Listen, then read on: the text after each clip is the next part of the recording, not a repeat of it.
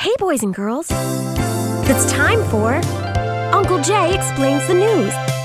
Now here's the guy who helps little minds understand big news stories, Uncle Jay. Hi, boys and girls, and happy Father's Day. Next time you get mad at your dad, remember, you could do a lot worse. Well, Uncle Jay's news word for this week is function. This is it's new. This is one of those words that your teachers pronounce very carefully, and some 70s bands misspell it on purpose. It means a couple of different things. For instance, on the International Space Station this week, the oxygen system almost failed because the computers failed to function properly. Just imagine, boys and girls, you're on the space station and suddenly a problem like that pops up. Whew, thank goodness they pretty much got it fixed. Windows Vista. Well, another meaning of this week's word is purpose or reason. For instance, a very important function of our government, purpose or reason, is to give passports and visas to people when they travel.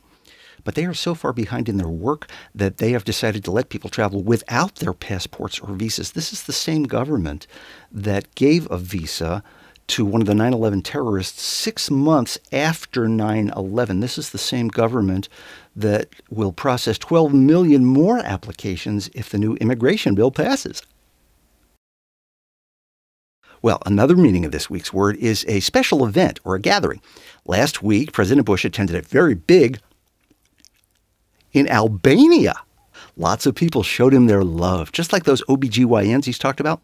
But it ended kind of mysteriously, kind of like The Sopranos ended. 1 second his watch was there, and then suddenly, nothingness. And everyone arguing about what really happened. Did his watch get whacked, or did it just enter the witness protection program? We may never know. Well, now, boys and girls, it's time to answer one of your news questions. This week it comes from Carolyn in Bridgeton, New Jersey. That's not far from the Bada Bing. Hi, Carolyn.